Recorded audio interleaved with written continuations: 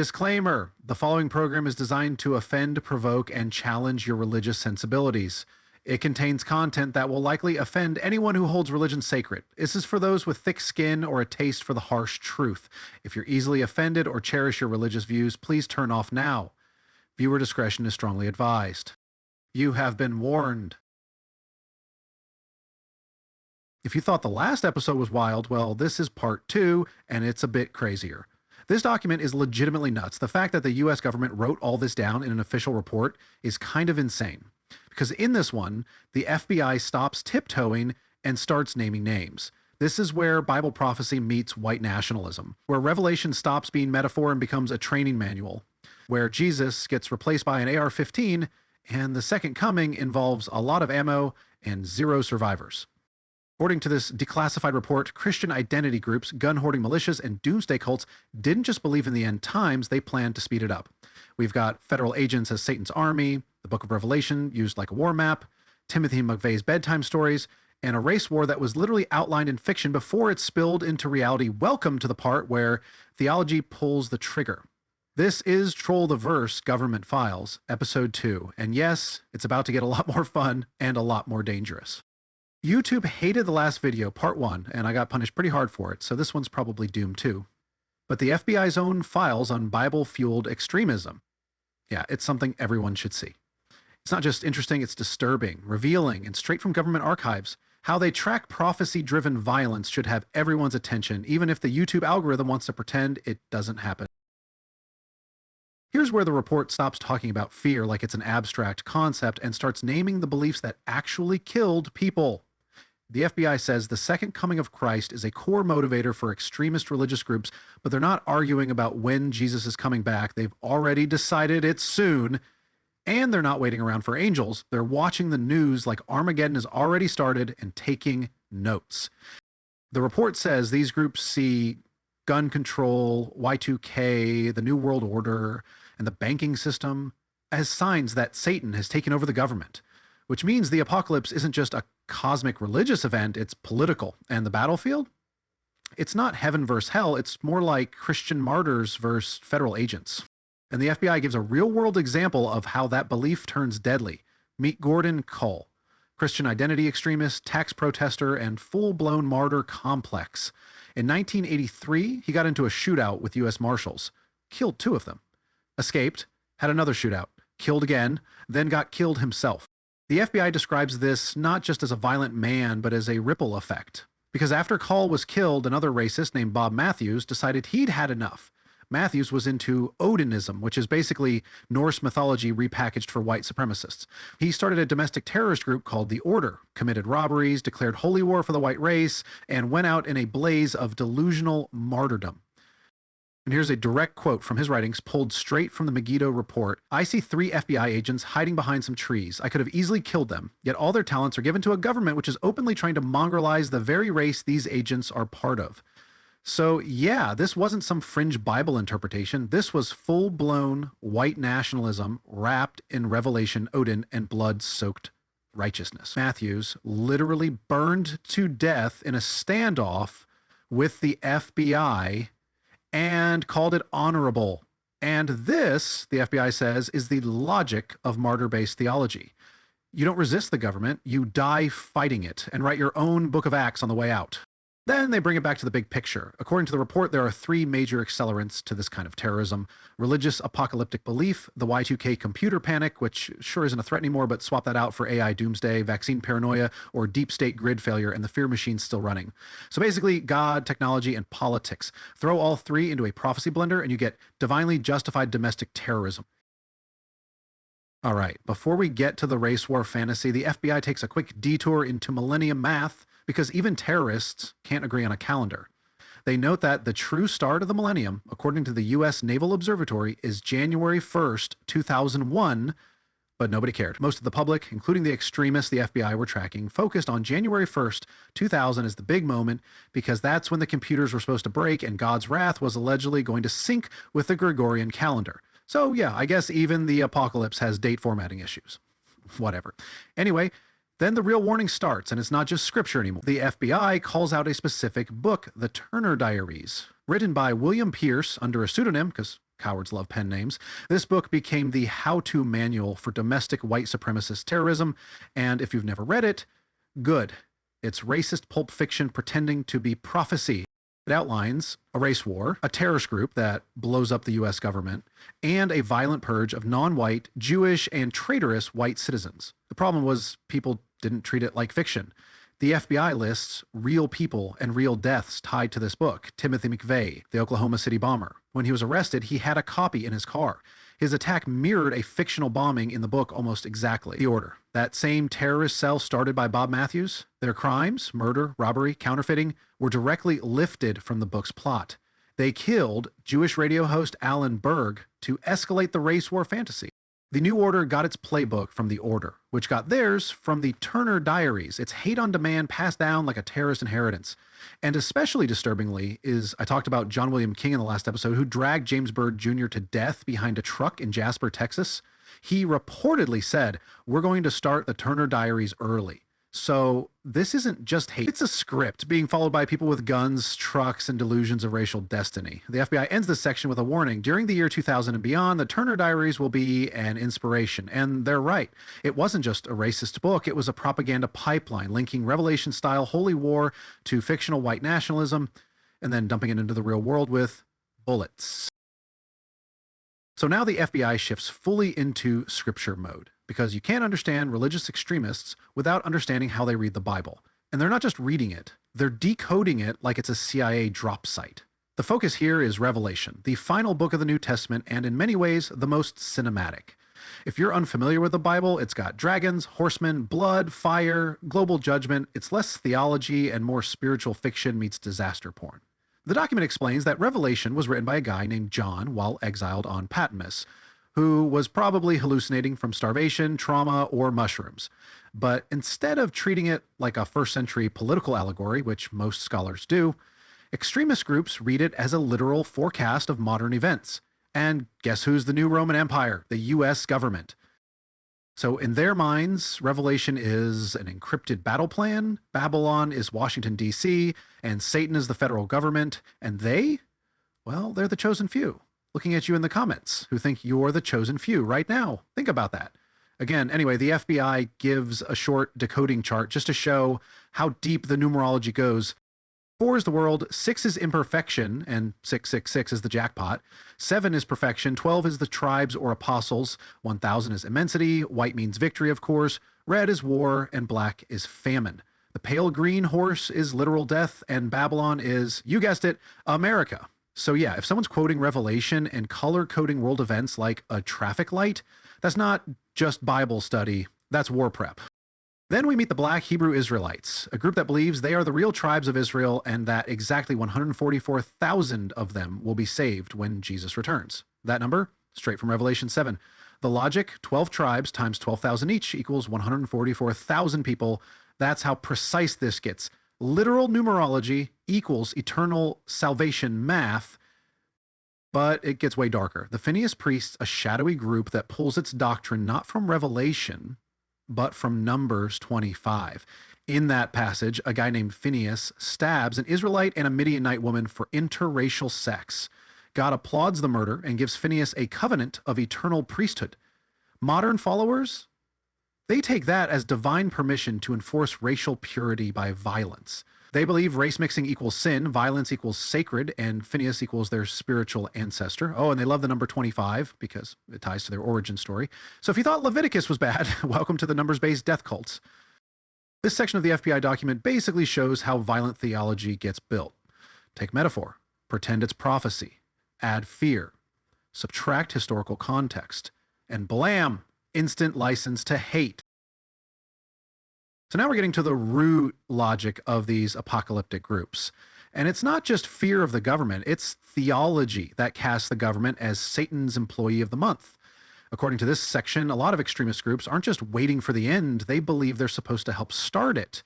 And if Revelation says Satan is going to war with the saints, well then guess who must be Satan's army? Well, their answer is pretty simple, the federal government. And by extension, the FBI, the ATF, the UN, and probably the guy checking your mailbox. The document cites Carrie Noble, a former right-wing extremist, who literally says they envision a dark and gloomy end-time scenario where some antichrist makes war against Christians. So their theology is one big hostage standoff. The antichrist is coming. The government is the antichrist. Therefore, shoot now and let Jesus sort it out later, which is crazy. Then we meet another apocalyptic cult, the House of Yahweh, based in Texas, obviously. Their leader, a former member of Posse Comitatus, aka tax protester fringe militia, believed the Israeli peace accord in 1993 kicked off a 7-year tribulation that would have ended in 2000, and then Jesus, or Yeshua, returns. Oh, and the FBI, they're the beast in Revelation, and Waco, that was their warning shot. And just so we're clear, this group and a few of the others are still very active. Still preaching, still publishing, still hosting Old Testament feast days in Texas. The apocalypse didn't happen, but the sermons never stopped. So when the FBI flagged them in 1999, it wasn't a one-time blip. It was a long-term bulletin. So once again, we're not dealing with metaphor here. We're dealing with eschatological math and trigger-ready delusions. This is Revelation as timer and Waco as parable, and the FBI as the beast. Then the document circles back to Aryan Nations leader Richard Butler, the same guy named earlier in the document, who downplays an act of terrorism, Buford Furrow's daycare shooting, by basically saying it's self-defense. They're coming for white men. That's not theology. That's racial paranoia interpreted from a Bible verse. This section is crucial because it shows the bridge between belief and action. It's not just scripture. It's not just paranoia. It's a weaponized narrative where theology justifies domestic violence. So when someone starts quoting Revelation and calls the government Babylon or the beast, they're not just being poetic. They're telling you who they think it's okay to harm. So we've gone from religious cults prepping for Revelation to militia groups prepping for the UN invasion. Because your computer clock might glitch. Welcome to the New World Order conspiracy. To summarize this, religious extremists think God's wrath is coming. Militia extremists think the UN is.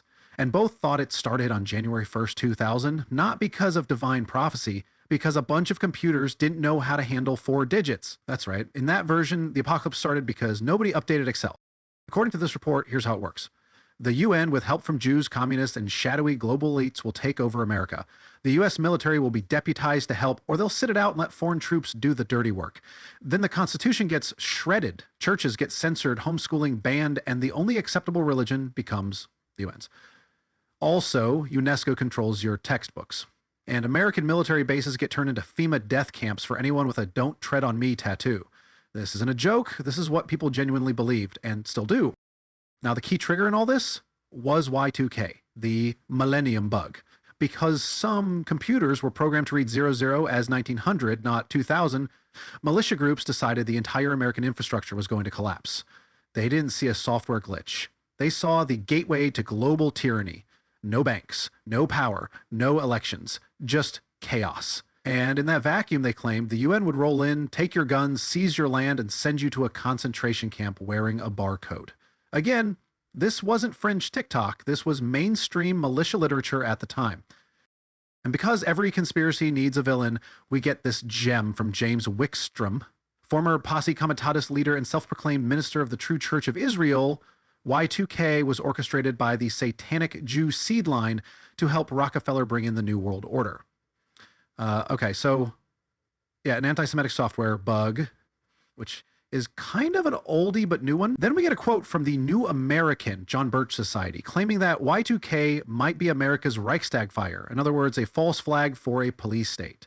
And Normalson, another militia leader, says it will be the worst time for humanity since the Noahic flood. So just to recap, Jesus is not coming, the UN is definitely coming, and Bill Gates is probably involved.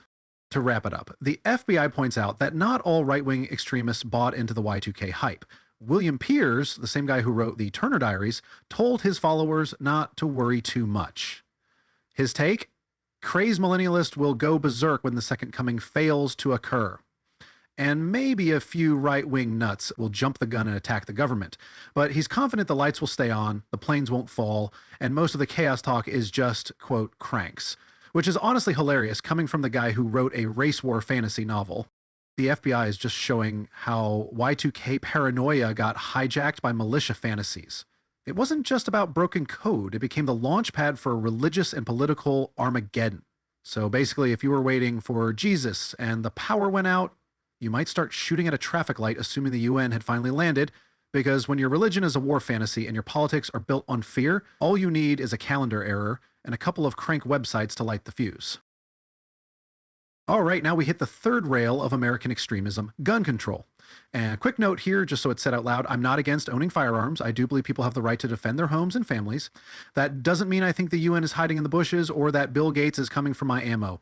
It just means I don't trust the government to always be there when something goes wrong, and I don't think that makes me a lunatic. But according to the right-wing movements flagged in this report, every time the government even whispers about background checks, it's not about safety, it's the first trumpet of revelation.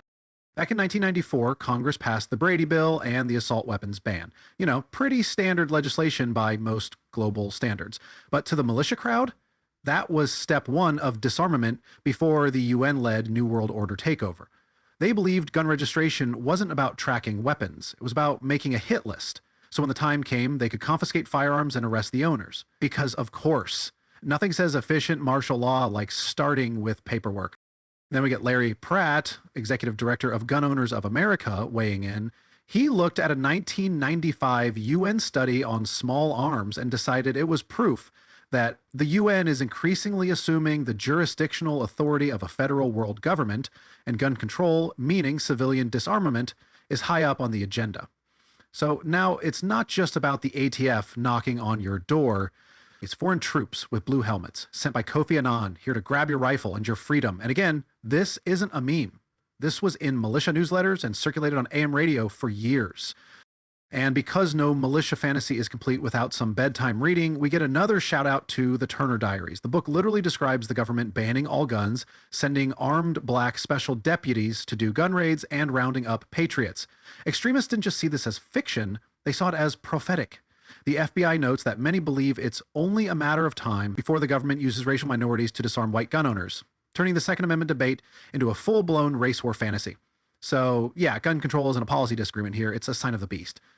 And then it escalated. After the Columbine school shooting in 1999, President Clinton and Congress pushed for new gun laws, banning high-capacity ammo imports, closing background check loopholes, restricting juvenile gun sales. Pretty mild stuff by global standards, but to the extremist groups, this was confirmation, biblical confirmation, because any attempt to regulate firearms was viewed as a deliberate move toward disarming the population, suspending the Constitution, and clearing the way for the UN to walk in without resistance.